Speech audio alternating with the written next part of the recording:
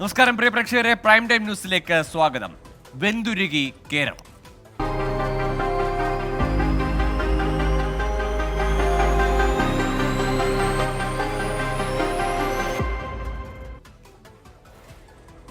സംസ്ഥാനത്ത് കൊടുംചൂട് തുടരുകയാണ്. പാലക്കാടിനും തൃശൂരിനും പുറമെ ആലപ്പുഴ, കോഴിക്കോട് ജില്ലകളിലും ഉഷ്ണതരംഗ മുന്നറിയിപ്പ് പ്രഖ്യാപിച്ചു. അതിനിടെ ആലപ്പുഴ ചെട്ടിക്കാട് ഇന്നലെ കുഴഞ്ഞു വീണ് മരിച്ച യുവാവിന് സൂര്യാഘാതമേറ്റിരുന്നുവെന്ന് പോസ്റ്റ്മോർട്ടത്തിൽ സ്ഥിരീകരിച്ചു. പാലക്കാട് ചാലിശ്ശേരിയിൽ ഇന്ന് ഒരാൾക്ക് സൂര്യാഘാതമേറ്റു. അതേസമയം സംസ്ഥാനത്ത് പലയിടത്തും ഇന്ന് വേനൽ മഴ പെയ്തു. സംസ്ഥാനത്ത് അതിതീവ്രമായ ചൂട് അടുത്ത ദിവസങ്ങളിലും തുടരും.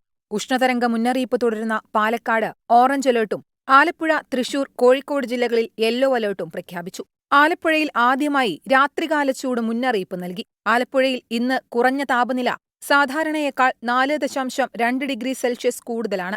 പാലക്കാട് ഉയർന്ന താപനില 41 ഡിഗ്രി സെൽഷ്യസ് വരെയും തൃശൂരിൽ 40 ഡിഗ്രി സെൽഷ്യസ് വരെയും കൊല്ലം, കോഴിക്കോട് ജില്ലകളിൽ 39 ഡിഗ്രി സെൽഷ്യസ് വരെയും ആലപ്പുഴ, കോട്ടയം, പത്തനംതിട്ട, കണ്ണൂർ ജില്ലകളിൽ 38 ഡിഗ്രി സെൽഷ്യസ് വരെയും തിരുവനന്തപുരം, എറണാകുളം, കാസർഗോഡ്, മലപ്പുറം ജില്ലകളിൽ ഉയർന്ന താപനില 37 ഡിഗ്രി സെൽഷ്യസ് വരെയും വർദ്ധിക്കാൻ സാധ്യതയുണ്ട്. സാധാരണയേക്കാൾ 3 മുതൽ 5 ഡിഗ്രി സെൽഷ്യസ് വരെ കൂടാനാണ് സാധ്യത. പകൽ സമയത്ത് ക്ലാസ് നടത്തുന്നത് അനുവദിക്കില്ലെന്ന് വിദ്യാഭ്യാസ മന്ത്രി വി ശിവൻകുട്ടി. ഈ കടുത്ത ചൂട് സമയത്ത് ക്ലാസുകൾ നടത്തുന്നതും ജോലി ചെയ്യിപ്പിക്കുന്നതും ഒക്കെ അത് കർശനമായി തന്നെ നിലപാട് ഗവൺമെന്റ് സ്വീകരിച്ചിട്ടുണ്ട്. ആലപ്പുഴ ചെട്ടിക്കാട് ഇന്നലെ കുഴഞ്ഞുവീണു മരിച്ച സുഭാഷിന്റെ മരണം സൂര്യാഘാതമേറ്റാണെന്ന് സ്ഥിരീകരിച്ചു. പോസ്റ്റ്മോർട്ടം റിപ്പോർട്ടിലാണ് സൂര്യാഘാതമാണ് മരണകാരണമെന്ന് കണ്ടെത്തിയത്. ഉഷ്ണതരംഗത്തെ ഗൌരവത്തോടെ കാണണമെന്ന് പാലക്കാട് ജില്ലാ മെഡിക്കൽ ഓഫീസർ ഡോക്ടർ KR വിദ്യ 24നോട് പറഞ്ഞു. കനത്ത ചൂടിന് ആശ്വാസമായി തിരുവനന്തപുരത്തും കൊല്ലത്തും ആലപ്പുഴയിലും വേനൽ മഴ ലഭിച്ചു.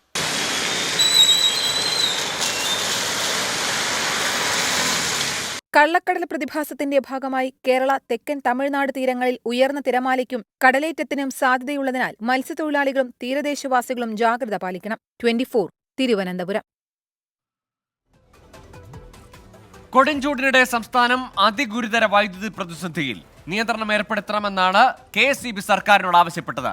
മറ്റന്നാൾ ചേരുന്ന ബോർഡ് യോഗം തീരുമാനമെടുക്കുമെന്ന് വൈദ്യുതി മന്ത്രി അറിയിച്ചു. 113.15 ദശലക്ഷം യൂണിറ്റാണ് ഇന്നലത്തെ വൈദ്യുതി ഉപഭോഗം.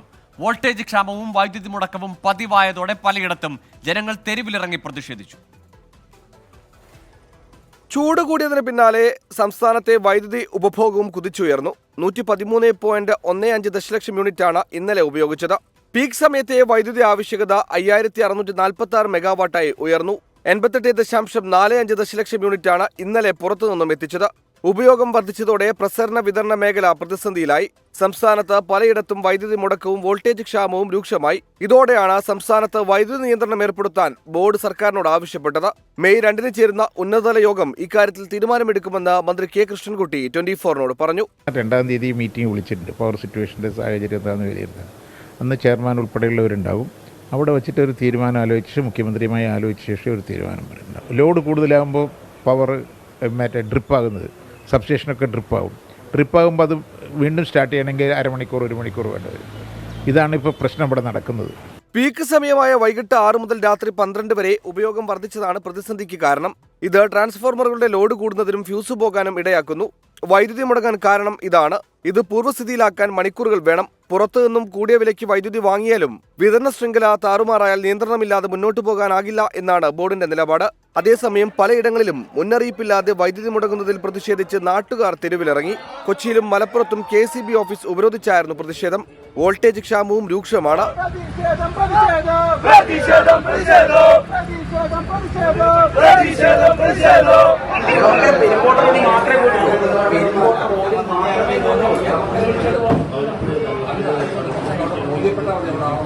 ഓവർലോഡാണ് വൈദ്യുതി മുടങ്ങാൻ കാരണമെന്ന് KSEB അധികൃതർ ചൂണ്ടിക്കാട്ടി. 24 തിരുവനന്തപുരം.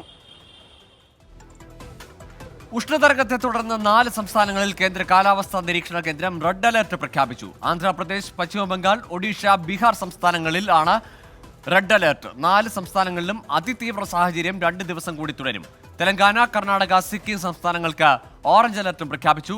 കേരളം അടക്കമുള്ള മറ്റ് ദക്ഷിണേന്ത്യൻ സംസ്ഥാനങ്ങളിൽ 5 ദിവസം കൂടി കനത്ത ചൂട് തുടരും. അതേസമയം ജമ്മു കശ്മീരിൽ മിന്നൽ പ്രളയത്തെ തുടർന്നുണ്ടായ മണ്ണിടിച്ചിലിൽ 5 പേർ മരിച്ചു. കുപ്വാര ജില്ലയിലാണ് മിന്നൽ പ്രളയമുണ്ടായത്. പ്രദേശത്ത് രക്ഷാപ്രവർത്തനം പുരോഗമിക്കുകയാണ്. വയനാട് തെക്കുംതറയിൽ വോട്ടർമാരെ സ്വാധീനിക്കാൻ കിറ്റ് എത്തിച്ച സംഭവത്തിൽ പോലീസ് കേസെടുത്തു. BJP പ്രവർത്തകന്റെ വീട്ടിൽ നിന്ന് കിറ്റുകൾ കണ്ടെത്തിയ കേസിൽ വിനീഷ് ചക്കരയെ പ്രതി ചേർത്ത് കൽപ്പറ്റ പോലീസ് FIR രജിസ്റ്റർ ചെയ്തു. 2426 കിറ്റുകൾ വോട്ടർമാർക്ക് നൽകിയെന്നും FIR പറയുന്നു. സുർജിത്ത് അയ്യപ്പത്ത് ചേരുന്നുണ്ട് വിശദാംശങ്ങളുമായി വയനാട്ടിൽ നിന്ന്. സുർജിത്ത്, തെരഞ്ഞെടുപ്പിന്റെ തൊട്ടടുത്ത ദിവസങ്ങളിൽ രാത്രിയിൽ വലിയ റെയ്ഡ് നടക്കുന്നു, പലയിടത്തു നിന്നും കിറ്റ് കണ്ടെത്തുന്നു. പ്രത്യേകിച്ച് വയനാട് മണ്ഡലത്തിന്റെ പല ഭാഗങ്ങളിൽ നിന്നും, കോഴിക്കോട് ജില്ലയിലടക്കം ഉള്ള ഭാഗങ്ങളിൽ നിന്ന് ഈ കിറ്റുകൾ പിടികൂടിയതാണ്. ഇപ്പോൾ ഏതൊക്കെ സംഭവങ്ങളിലാണ് FIR രജിസ്റ്റർ ചെയ്തിരിക്കുന്നത്?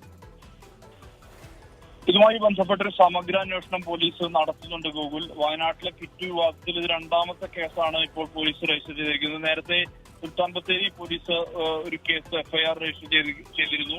അതിൽ ആളുകളുടെ പേരുകൾ, പ്രതികളുടെ പേരുകളില്ല, അങ്ങനെയാണ് രജിസ്റ്റർ ചെയ്തത്. പക്ഷേ പുതിയ കേസിൽ കൽപ്പറ്റ പോലീസ് രജിസ്റ്റർ ചെയ്ത കേസിൽ ബിനീഷ് ചക്കര എന്നുള്ള ഒരു വ്യക്തിയെയാണ് പ്രതി ചേർത്ത് കേസ് രജിസ്റ്റർ ചെയ്തിട്ടുള്ളത്. ഈ തെക്കുംതറയിൽ, പിണങ്ങോട് തെക്കുംതറയിൽ ഈ കിറ്റുകൾ കണ്ടെത്തിയതുമായി ബന്ധപ്പെട്ട് ആ ഒരു BJPയുടെ പ്രാദേശിക നേതാവായിട്ടുള്ള ശശിയുടെ വീട്ടിൽ നിന്നാണ് കിറ്റുകൾ കണ്ടെത്തിയത്. ഇതുമായി ബന്ധപ്പെട്ട കേസ് അന്വേഷണത്തിനൊടുവിലാണ് ഇപ്പോൾ ഈ ഓർഡർ നൽകിയ ആളെ സംബന്ധിച്ചുള്ള വിവരം വ്യക്തമായത്. ഇതിൽ 2500 കിറ്റുകളാണ് സൂപ്പർ മാർക്കറ്റിൽ നിന്ന് ബിനീഷ് ചക്കര എന്നുള്ള പേരിൽ ഓർഡർ നൽകിയത്. ഇതിൽ 2426 കിറ്റുകൾ വോട്ടർമാർക്ക് നൽകിയിട്ടുണ്ടെന്ന് FIR പറയുന്നുണ്ട്. അതായത് ഇതിൽ കണ്ടെത്തിയത് ഈ തെക്കുംതറ ഉൾപ്പെടെയുള്ള പ്രദേശങ്ങളിൽ നിന്നാണ് കണ്ടെത്തിയത്. പക്ഷേ ബാക്കി കിറ്റുകളെല്ലാം തന്നെ വിതരണം ചെയ്ത് കഴിഞ്ഞിരുന്നു എന്നുള്ള കാര്യം FIR-ൽ വ്യക്തമാക്കുന്നുണ്ട്. എന്തായാലും ബിനീഷ് ചക്കരയുടെ രാഷ്ട്രീയ ബന്ധം സംബന്ധിച്ചുള്ള വിവരങ്ങൾ ഇതുവരെ പുറത്ത് വന്നിട്ടില്ല. ഇയാൾ ഏതെങ്കിലും രാഷ്ട്രീയ കക്ഷിയുടെ ഭാഗമാണെന്ന് സംബന്ധിച്ചുള്ള ഒരു സ്ഥിരീകരണം ഉണ്ടായിട്ടില്ല. പക്ഷേ ഈ കിറ്റ് കണ്ടെത്തിയത് BJPയുടെ പ്രാദേശിക നേതാവിന്റെ വീട്ടിൽ നിന്നാണ്. ആരാണ് ബിനീഷ് ചക്കര എന്നുള്ള കാര്യത്തിലൊക്കെ തന്നെ വ്യക്തത വരേണ്ടതുണ്ട്. എന്തായാലും പോലീസ് ഇതുമായി ബന്ധപ്പെട്ട് ശക്തമായ നടപടിക്കാണ് നേതൃത്വം നൽകിക്കൊണ്ടിരിക്കുന്നത് ഇപ്പോൾ. ശരി, വയനാട്ടിൽ തെരഞ്ഞെടുപ്പിനോടനുബന്ധിച്ച് വോട്ടർമാരെ സ്വാധീനിക്കാൻ കിറ്റ് വിതരണം ചെയ്തെന്നായിരുന്നു ആക്ഷേപം. ഏതായാലും രണ്ടാമത്തെ കേസാണ് ആ സംഭവവുമായി ബന്ധപ്പെട്ട് ഇപ്പോൾ രജിസ്റ്റർ ചെയ്തിരിക്കുന്നത്. സുർജിത്ത് അയ്യപ്പത്താണ് വിശദാംശങ്ങൾ പങ്കുവച്ചത്. പൊരുതി നേടി സഞ്ജു.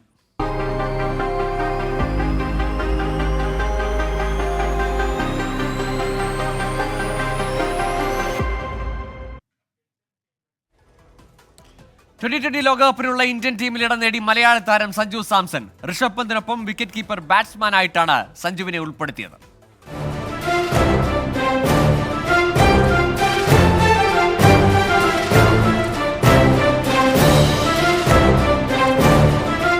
മൂന്ന് ദിവസം നീണ്ട ചർച്ചകൾക്കൊടുവിലാണ് ലോകകപ്പിനുള്ള ടീമിനെ BCCI പ്രഖ്യാപിച്ചത്.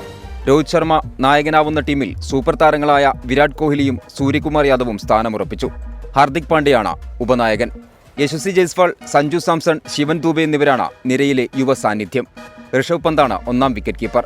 പന്തും സഞ്ജുവും ടീമിലേക്കെത്തിയപ്പോൾ KL രാഹുലിന്റെ സ്ഥാനം തെറിച്ചു. പാണ്ഡ്യയ്ക്ക് പുറമെ ഓൾറൗണ്ടർമാരായി രവീന്ദ്ര ജഡേജയും അക്സർ പട്ടേലും പട്ടികയിലിടം നേടി. യുസ്വേന്ദ്ര ചാഹലും കുൽദീപ് യാദവുമാണ് എതിരാളികൾക്ക് സ്പിൻ കുരുക്ക് തീർക്കുക. സൂപ്പർ പേസർ ജസ്പ്രീത് ബുംറയ്ക്ക് പിന്തുണയുമായി മുഹമ്മദ് സിറാജ് ടീമിൽ തിരിച്ചെത്തി. ഇടംകയ്യൻ പേസർ അർഷദീപ് സിംഗാണ് പേസർമാരിലെ മൂന്നാമൻ. അതേസമയം പ്രധാന വിക്കറ്റ് കീപ്പർ ആരാണെന്ന് സെലക്ടർമാർ വ്യക്തമാക്കിയിട്ടില്ല. നേരത്തെ സഞ്ജു ഒന്നാം വിക്കറ്റ് കീപ്പറാകുമെന്ന വാർത്തകൾ പുറത്തു വന്നിരുന്നു. രോഹിത്തിനൊപ്പം ജയ്സ്വാൾ ഇന്നിംഗ്സ് ഓപ്പൺ ചെയ്യും. കോഹ്ലി മൂന്നാം നമ്പറിലെത്തും. തൊട്ടുപിന്നാലെ സൂര്യകുമാർ യാദവും, പിന്നീട് സഞ്ജു അല്ലെങ്കിൽ പന്ത് ക്രീസിലെത്തും. ശുഭ്മാൻ ഗിൽ, റിങ്കു സിംഗ്, ഖലീൽ അഹമ്മദ്, ആവേശ് ഖാൻ എന്നിവരാണ് റിസർവ് ബെഞ്ചിലുള്ളത്. ശ്രീശാന്തിന് ശേഷം വീണ്ടും ഒരിക്കൽ കൂടി ഒരു മലയാളി താരം ലോകകപ്പിനുള്ള ഇന്ത്യൻ ടീമിൽ. 15-അംഗ പട്ടികയിൽ നിന്ന് പ്ലേയിങ് 11ലേക്കുള്ള പ്രൊമോഷനായി നമുക്ക് കാത്തിരിക്കാം. മുംബൈയിൽ നിന്നും ശ്രീനാഥ് ചന്ദ്രൻ, 24.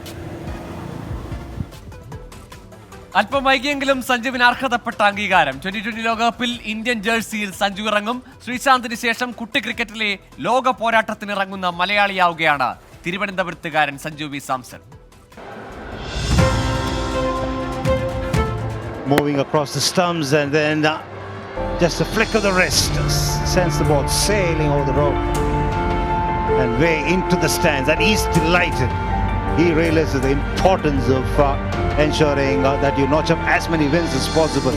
സൂപ്പർ കൂളായ സഞ്ജുവിന്റെ ഇങ്ങനെയൊരു വിജയാഘോഷം ക്രിക്കറ്റ് ലോകം മുൻപ് കണ്ടിട്ടില്ല. സത്യത്തിൽ വെറും ആഘോഷമായിരുന്നില്ല അത്. പല കുറി തഴഞ്ഞ സെലക്ടർമാരെ തന്റെ റേഞ്ച് ഓർമ്മപ്പെടുത്തുകയായിരുന്നു മലയാളി പയ്യൻ.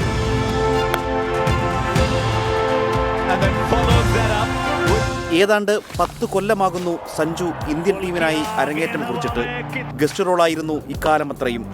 IPL-ൽ കളിക്കാരനായും ക്യാപ്റ്റനായും ഉജ്ജ്വല പ്രകടനം കാഴ്ചവെക്കുമ്പോഴും മതിയായ അവസരം കൊടുത്തില്ല BCCI. ഏകദിന ലോകകപ്പ് വർഷത്തിൽ 2020 ടീമിൽ ഉൾപ്പെടുത്തിയും 2020 ലോകകപ്പ് വർഷത്തിൽ ഏകദിന ടീമിൽ ഉൾപ്പെടുത്തിയും സഞ്ജുവിനെ കളിയാക്കി. എന്നാൽ ദക്ഷിണാഫ്രിക്കയ്ക്കെതിരായ സെഞ്ചുറിയോടെ തന്റെ സ്ഥാനം ഊട്ടിയുറപ്പിച്ചു സഞ്ജു.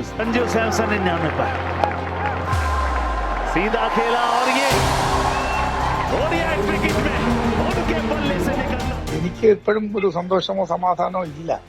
കാരണം അവൻ പ്ലേയിങ് ലെവലിൽ അവനെ കളിച്ച് കാണുമ്പോഴേ എനിക്ക് അവന്റെ ബാറ്റിംഗ് പൊസിഷനിൽ അവൻ കളിക്കുന്നത് കാണണം. തിരുവനന്തപുരം സ്വദേശിയായ സഞ്ജു സാംസൺ ശ്രീശാന്തിന് ശേഷം 2020 ലോകകപ്പ് ടീമിൽ ഇടം പിടിക്കുന്ന മലയാളിയാണ്. മലയാളി ടീമിലുണ്ടായിരുന്നപ്പോഴൊക്കെ ലോകകപ്പ് നേടിയിട്ടുണ്ടെന്ന കൗതുകകരമായ ചരിത്രമുണ്ട് ടീം ഇന്ത്യക്ക്. 1983-ൽ ലോകകപ്പ് നേടുമ്പോൾ സുനിൽ വത്സനും 2007-ൽ 2020 ലോകകപ്പും 2011-ൽ ഏകദിന ലോകകപ്പും നേടുമ്പോൾ ശ്രീശാന്തും മലയാളികളായി ഉണ്ടായിരുന്നു. സഞ്ജു സാംസൺ, സഞ്ജു മോനെ അടിപൊളി, Malayali പുലിയട, all the very best. May God bless you Sanju, may you bring the World Cup back home. ഈ ലോകകപ്പിൽ ഇന്ത്യയുടെ ഭാഗ്യതാരമായി സഞ്ജു മാറുമെന്ന് പ്രതീക്ഷിക്കാം, ആഗ്രഹിക്കാം. Sports desk 24. 2020 ലോകകപ്പിനുള്ള ഇന്ത്യൻ ടീമിൽ ഇടം നേടിയതിനു ശേഷമുള്ള സഞ്ജുവിന്റെ ആദ്യ പ്രതികരണം വന്നു ഇൻസ്റ്റഗ്രാമിലൂടെ. മഞ്ഞുമൽ ബോയ്സിലെ സൂപ്പർ ഹിറ്റ് ഗാനത്തിനൊപ്പമുള്ള തന്റെ ഫോട്ടോയാണ് സഞ്ജു പങ്കുവച്ചത്.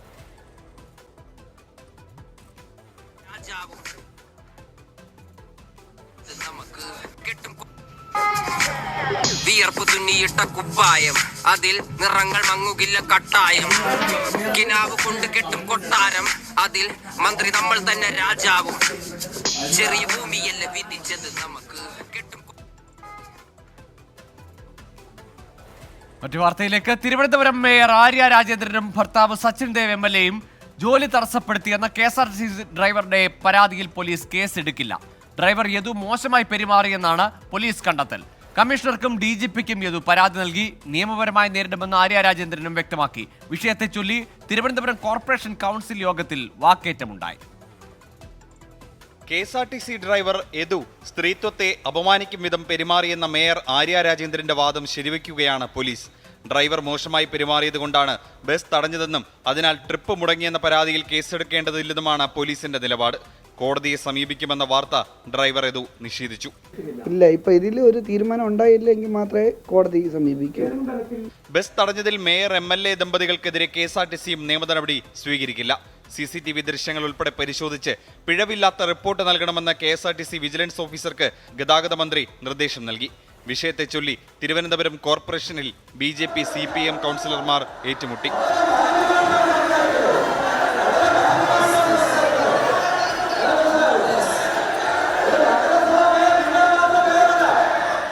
യദുവിനെ ജോലിയിൽ നിന്ന് പിരിച്ചുവിടണമെന്ന് തിരുവനന്തപുരം കോർപ്പറേഷൻ പ്രമേയം പാസാക്കി.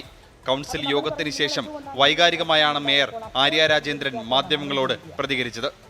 അപ്പോൾ പ്രതികരിക്കുമ്പോൾ ഉണ്ടാകുന്ന മാനഹാനിയും അതിലുണ്ടാകുന്ന പ്രയാസവുമാണ് നമ്മളിപ്പോൾ 2 ദിവസമായി കണ്ടുകൊണ്ടിരിക്കുന്നത്.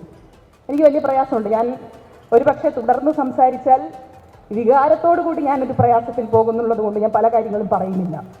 ആര്യ രാജേന്ദ്രനെതിരെ പ്രതിഷേധവുമായി പ്രതിപക്ഷ സംഘടനകൾ രംഗത്തെത്തി. തിരുവനന്തപുരത്ത് യൂത്ത് കോൺഗ്രസ് പ്രവർത്തകർ KSRTC ബസ് തടഞ്ഞ് മേയർക്കെതിരെ പോസ്റ്റർ പതിച്ചു. KSRTC ചീഫ് ഓഫീസിലേക്ക് TDF മാർച്ച് നടത്തി. മേയർക്കെതിരെ കേസെടുക്കണമെന്ന് KST എംപ്ലോയീസ് സംഘ് ആവശ്യപ്പെട്ടു. 24 തിരുവനന്തപുരം.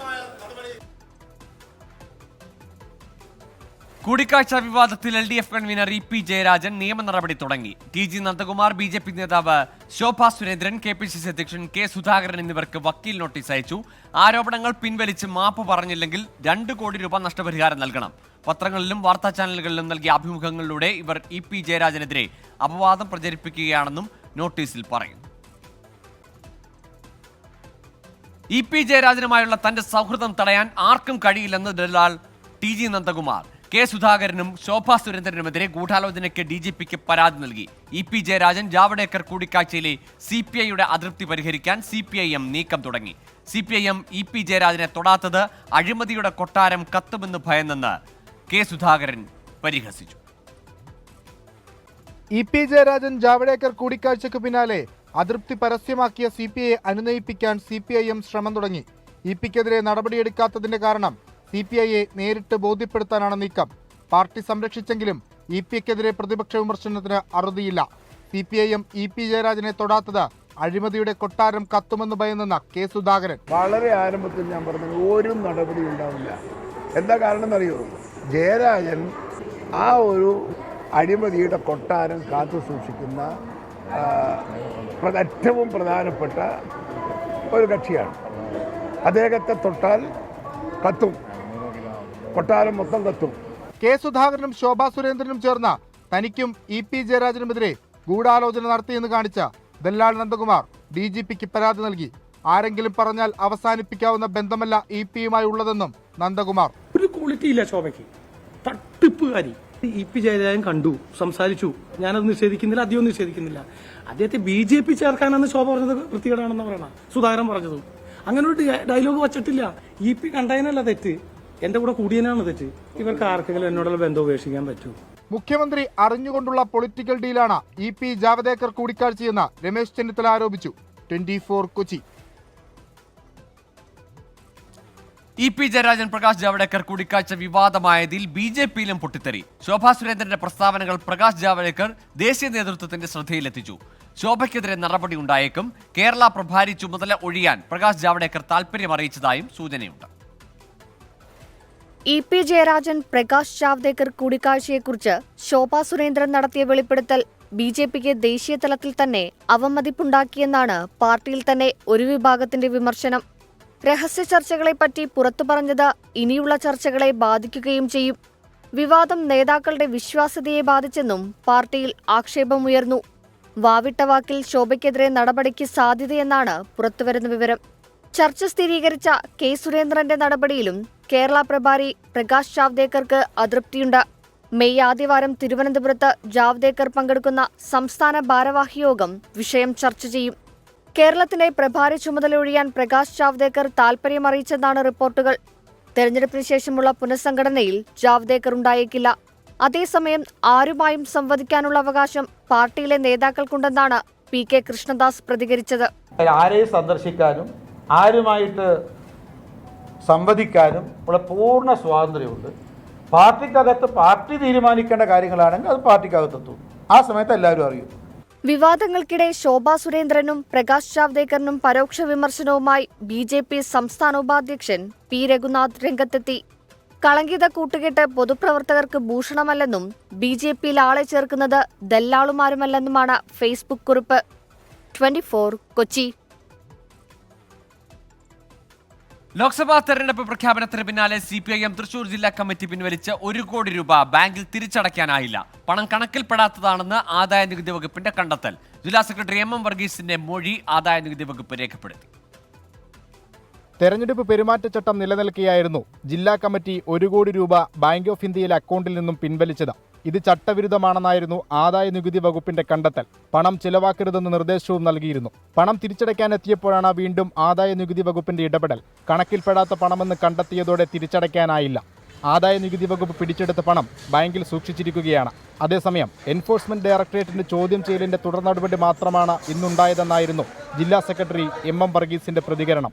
പൈസ അവിടെ അടപ്പിക്കുക എന്ന് പറഞ്ഞാൽ പൈസയുടെ കാര്യം സ്റ്റേറ്റ്മെന്റ് അത് മറ്റിവർ ED ഓഫീസിൽ വന്ന് സ്റ്റേറ്റ്മെന്റ് എടുത്തല്ലോ, അതിൻ്റെ ഒരു കണ്ടിന്യൂഷനാണ്. അത്രയേ ഉള്ളൂ, വേറെ യാതൊന്നുമില്ല ഈ കാര്യം. ബാങ്കിലെത്തിച്ച പണത്തിന്റെ സീരിയൽ നമ്പർ അടക്കം പരിശോധിച്ച ശേഷമായിരിക്കും ആദായ നികുതി വകുപ്പിന്റെ തുടർ നടപടികൾ. 24 തൃശൂർ. മദ്യനയ അഴിമതി കേസിൽ ED അറസ്റ്റ് ചെയ്ത് ചോദ്യം ചെയ്ത് ഡൽഹി മുഖ്യമന്ത്രി അരവിന്ദ് കെജ്രിവാൾ സുപ്രീം കോടതിയിൽ നൽകിയ ഹർജിയിൽ ഇന്നും വാദം പൂർത്തിയായില്ല. തെരഞ്ഞെടുപ്പ് അടുത്തപ്പോൾ ED ധൃതിയിൽ അറസ്റ്റ് ചെയ്യുകയായിരുന്നുവെന്ന് അരവിന്ദ് കെജ്രിവാളിന് വേണ്ടി ഹാജരായ അഭിഭാഷകൻ അഭിഷേക് സിംഗ്വി വാദിച്ചു. ഇതുൾപ്പെടെ കേജ്രിവാൾ ഉന്നയിച്ച ആരോപണങ്ങളിൽ കോടതി EDയോട് വിശദീകരണം തേടി. വെള്ളിയാഴ്ച ED മറുപടി നൽകണം.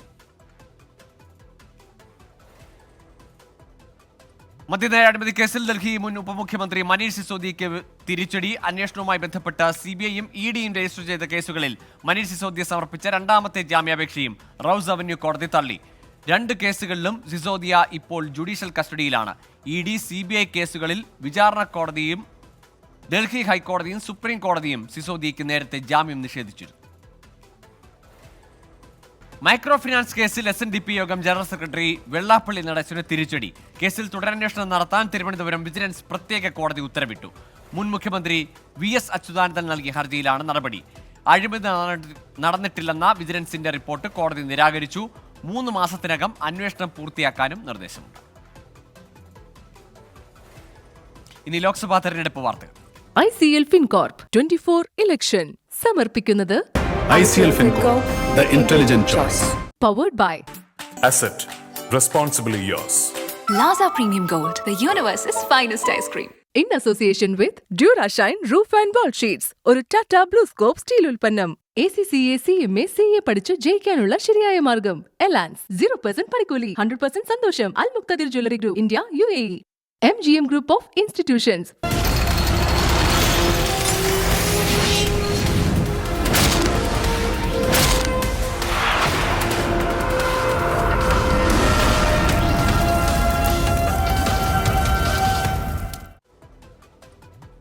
കർണാടകയിൽ ലൈംഗികാതിക്രമ കേസിൽ ഉൾപ്പെട്ട ഹാസൻ മണ്ഡലത്തിലെ NDA സ്ഥാനാർത്ഥി പ്രജ്വൽ രേവണ്ണയെ പാർട്ടിയിൽ നിന്ന് സസ്പെൻഡ് ചെയ്തു. ഹുബള്ളിയിൽ ചേർന്ന JDS കോർ കമ്മിറ്റി യോഗത്തിലാണ് തീരുമാനം. കേസിൽ ദേശീയ വനിതാ കമ്മീഷൻ കർണാടക DGPയോട് റിപ്പോർട്ട് ചെയ്തു.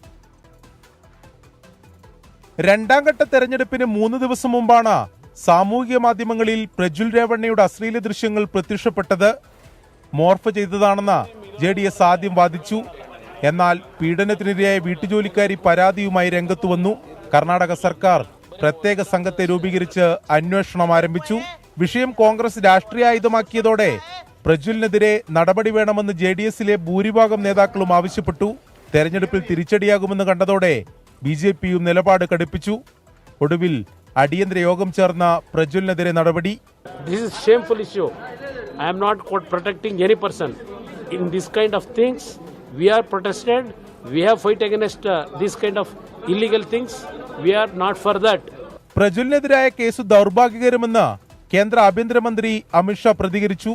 JDS യോഗം നടന്ന ഹുബ്ബള്ളിയിലെ ഹോട്ടലിലേക്ക് കോൺഗ്രസ് പ്രവർത്തകർ നടത്തിയ പ്രതിഷേധം സംഘർഷത്തിൽ കലാശിച്ചു. ചേരിതിരിഞ്ഞ് ഏറ്റുമുട്ടിയ കോൺഗ്രസ് JDS പ്രവർത്തകരെ പോലീസ് അറസ്റ്റ് ചെയ്തു നീക്കി. 24 ബംഗളൂരു.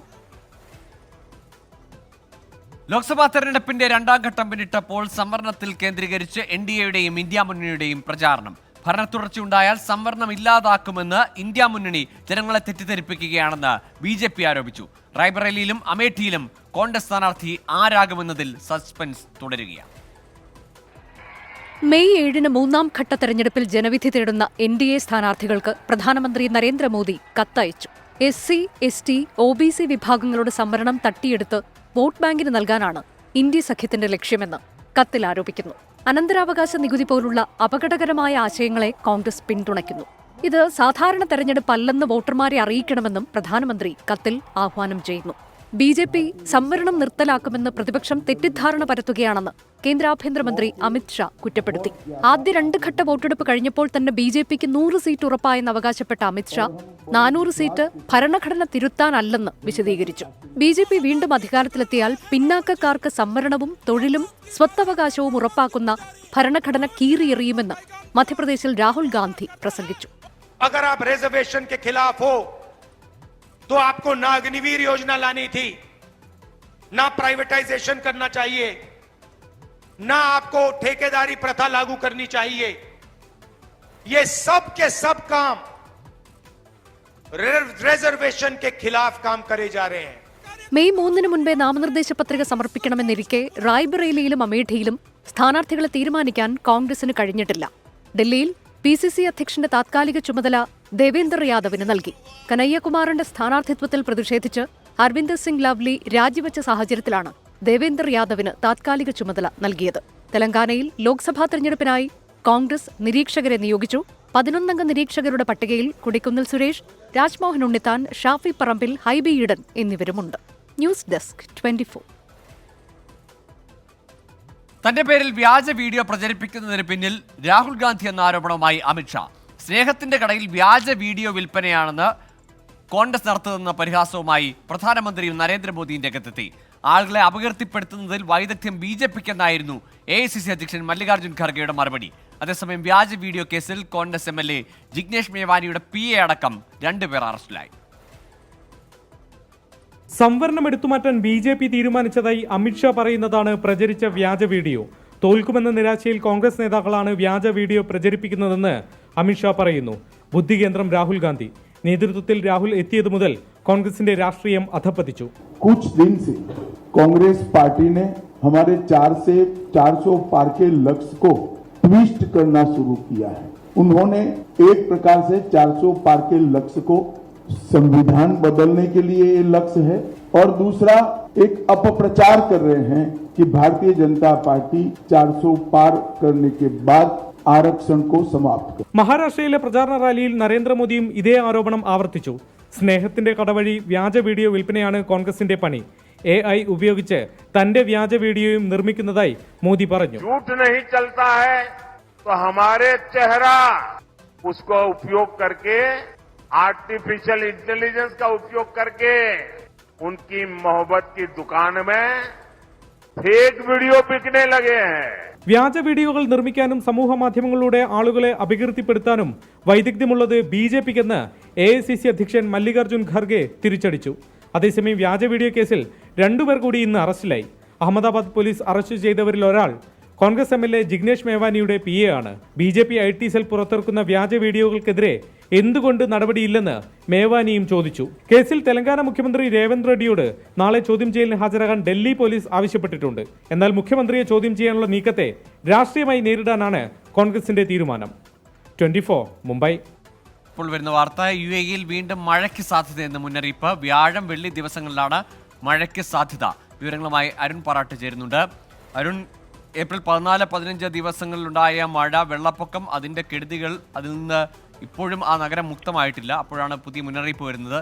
ഇത് എത്രത്തോളം തീവ്രതയുള്ള ഒരു മഴ മുന്നറിയിപ്പാണ് ഇപ്പോൾ പ്രവചിക്കുന്നത്?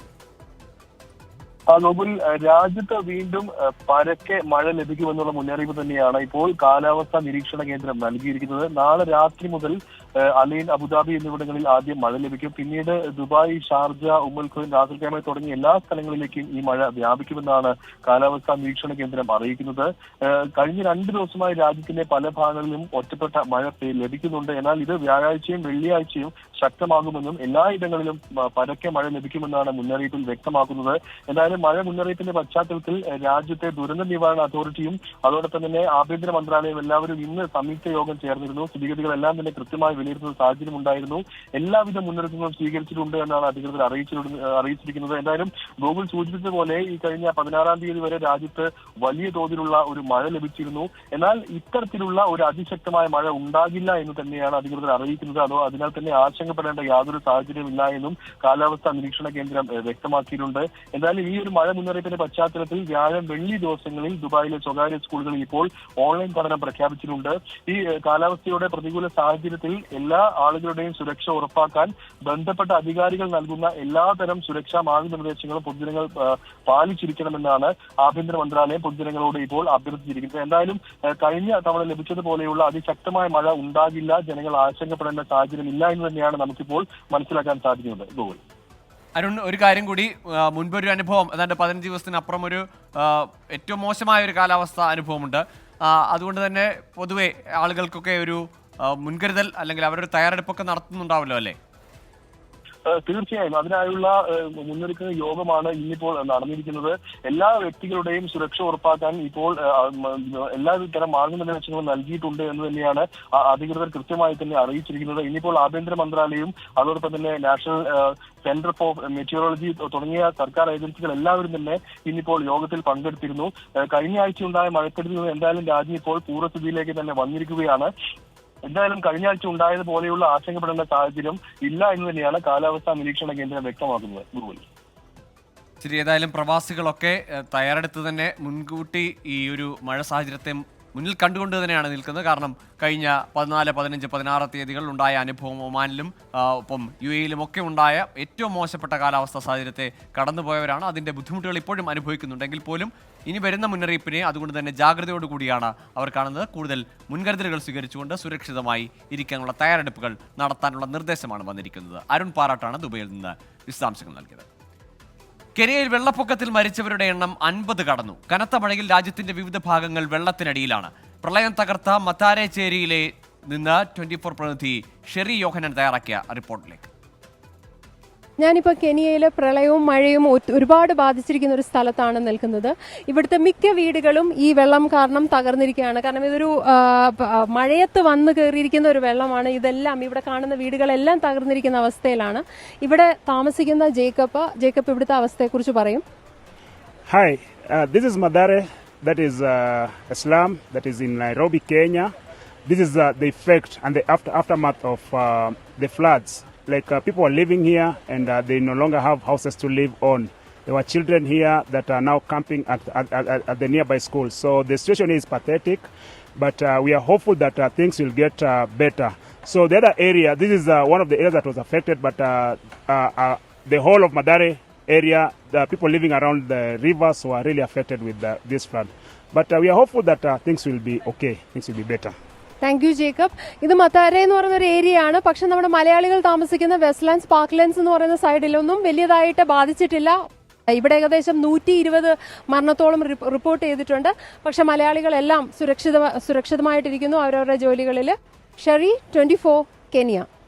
ഈ വർഷത്തെ SSLC പരീക്ഷാ ഫലം മെയ് 8 വൈകിട്ട് 3 മണിക്ക് പ്രഖ്യാപിക്കും. Higher secondary, vocational higher secondary ഫലപ്രഖ്യാപനം മെയ് 9 നടക്കും. കഴിഞ്ഞ വർഷത്തേക്കാൾ 11 ദിവസം നേരത്തെയാണ് ഇത്തവണ ഫലം പ്രഖ്യാപിക്കുന്നത്. ടാബുലേഷൻ, ഗ്രേസ് മാർക്ക് എൻട്രി എന്നിവ പരീക്ഷാ ഭവനിൽ പൂർത്തിയാക്കി. ഫലപ്രഖ്യാപനത്തിന് സജ്ജമാണെന്നും പൊതുവിദ്യാഭ്യാസ മന്ത്രി വി ശിവൻകുട്ടി വ്യക്തമാക്കി. തൃശൂർ അവണൂരിൽ കടലക്കറിയിൽ വിഷം കലർത്തി നൽകി പിതാവിനെ കൊലപ്പെടുത്തിയ കേസിലെ പ്രതി നേപ്പാളിൽ മരിച്ച നിലയിൽ. ആയുർവേദ ഡോക്ടർ മയൂർനാഥാണ് മരിച്ചത്. ജാമ്യത്തിലിറങ്ങിയ മയൂർനാഥ് നേപ്പാളിലേക്ക് പോയതായി പോലീസ് കണ്ടെത്തിയിരുന്നു. കഴിഞ്ഞ വർഷം ഏപ്രിലായിരുന്നു ആയുർവേദ ഡോക്ടറായ മയൂർനാഥ് കടലക്കറിയിൽ വിഷം കലർത്തി നൽകി പിതാവ് ശശീന്ദ്രനെ കൊലപ്പെടുത്തിയത്. കൊലപാതകത്തിന് പിന്നാലെ അറസ്റ്റിലായ മയൂർനാഥ് ശിക്ഷ അനുഭവിച്ചു വരികയായിരുന്നു. ഇതിനിടെ ജാമ്യം ലഭിച്ചു. തൃശൂരിൽ തിരികെ എത്തിയ മയൂർനാഥ് സ്വകാര്യ സ്ഥാപനത്തിൽ ജോലി നോക്കിയിരുന്നു. പിന്നീട് തൃപ്പൂണിത്തറയിലെ ബന്ധുവീട്ടിലേക്കും അവിടെ നിന്ന് നേപ്പാളിലേക്കും കടന്നു. നേപ്പാളിലെത്തി സന്യാസം സ്വീകരിക്കാനായിരുന്നു ശ്രമം. ഉൾഗ്രാമത്തിൽ താമസമാക്കിയ മയൂർനാഥ് കുളത്തിൽ കുളിക്കുന്നതിനിടെ അപസ്മാരം വന്ന് മരിക്കുകയായിരുന്നു. ഒപ്പമുണ്ടായിരുന്നവർ നൽകിയ വിവരത്തിന്റെ അടിസ്ഥാനത്തിൽ ബന്ധുക്കൾ നേപ്പാളിലെത്തി മൃതദേഹം സംസ്കരിച്ചു. സ്വന്തം ലാബിൽ നിർമ്മിച്ച വിഷമാണ് പിതാവിനെ കൊലപ്പെടുത്താൻ മയൂർനാഥ് ഉപയോഗിച്ചതെന്ന് പോലീസ് കണ്ടെത്തിയിരുന്നു. 24 തൃശൂർ. ഇപ്പോൾ വരുന്നൊരു വാർത്തയിലേക്ക്. ആലപ്പുഴയിൽ ഇടിമിന്നലേറ്റ് വോട്ടിംഗ് യന്ത്രങ്ങൾ സൂക്ഷിച്ച സ്ട്രോങ് റൂമിന്റെ CCTV ക്യാമറകൾ തകരാറിലായി. ആലപ്പുഴ ലോക്സഭാ മണ്ഡലത്തിലെ വോട്ടിംഗ് യന്ത്രങ്ങൾ സൂക്ഷിക്കുന്ന ആലപ്പുഴ സെയിന്റ് ജോസഫ് സ്കൂളിലെ സ്ട്രോങ് റൂമിന്റെ CCTVകളാണ് നശിച്ചത്. ഹരികൃഷ്ണനുണ്ട് വിശദാംശങ്ങളുമായി ആലപ്പുഴയിൽ നിന്ന്. ഹരികൃഷ്ണൻ, കനത്ത മഴയായിരുന്നു. മാത്രമല്ല ഈ സ്ട്രോങ് റൂമിന്റെ സുരക്ഷ അത് കൂട്ടാൻ അല്ലെങ്കിൽ അത് കൂടുതൽ ആളുകളെ അവിടെ നിയോഗിക്കുകയോ മറ്റോ ചെയ്തിട്ടുണ്ടോ? ഇന്ന് വൈകിട്ടുണ്ടായ ഇടിമിന്നലിലും കനത്ത മഴയിലുമാണ് ഈ സ്ട്രോങ് റൂമുകളിൽ സ്ഥാപിച്ചിരുന്ന CCTV ക്യാമറകൾ നശിച്ചത്. Alappuzha saint Joseph higher secondary school വളപ്പിലെ സ്ട്രോങ് റൂമിൽ സ്ഥാപിച്ചിരുന്ന വോട്ടിംഗ് യന്ത്രങ്ങൾ സൂക്ഷിച്ചിരിക്കുന്ന അവിടെയാണ് ഈ CCTV ക്യാമറകൾ നശിച്ചത് എന്നുള്ളതാണ്. രാത്രി ഈ ഏറെ വൈകിയും കനത്ത മഴയും മിന്നലുമായിരുന്നു ഉണ്ടായിരുന്നത്. ഇവിടെ കൂടുതൽ സുരക്ഷ ആവശ്യപ്പെട്ടുകൊണ്ട് UDF സ്ഥാനാർത്ഥി KC വേണുഗോപാലിന്റെ തെരഞ്ഞെടുപ്പ് ഏജന്റ് കൂടിയായ M. ലിജു റിട്ടേണിംഗ് ഓഫീസറായ ജില്ലാ കളക്ടർക്ക് പരാതി നൽകിയിരിക്കുന്ന ഒരു സാഹചര്യവുമുണ്ട്. അതായത് ഇതിൽ സുരക്ഷ കൂടുതൽ ആവശ്യപ്പെടുന്ന എത്രയും വേഗം CCTVകൾ അടിയന്തരമായി സ്ഥാപിക്കണമെന്നൊരു ആവശ്യം കൂടി നടത്തുന്നുണ്ട്. ഏതായാലും ഇത് സംബന്ധിച്ച് കൂടുതൽ സുരക്ഷ ഉടൻ തന്നെ വിന്യസിക്കുമെന്നുള്ളതാണ് ജില്ലാ കളക്ടറുടെ ഓഫീസിൽ നിന്നും ലഭിക്കുന്ന വിവരം. ഗൂഗിൾ. ശരി, ആലപ്പുഴയിലാണ് ലോക്സഭാ തെരഞ്ഞെടുപ്പിന് ശേഷം വോട്ടിംഗ് യന്ത്രങ്ങൾ സൂക്ഷിച്ചിരുന്ന സ്ട്രോങ് റൂമിന് പുറത്തെ CCTV ക്യാമറകൾ ഇടിമിന്നലേറ്റ് തകരാറിലായത്. ഹരികൃഷ്ണനാണ് വിവരങ്ങൾ പങ്കുവച്ചത്. ഇതോടെ പ്രൈം ടൈം ന്യൂസ് പൂർണ്ണമാകുന്നു. Good night.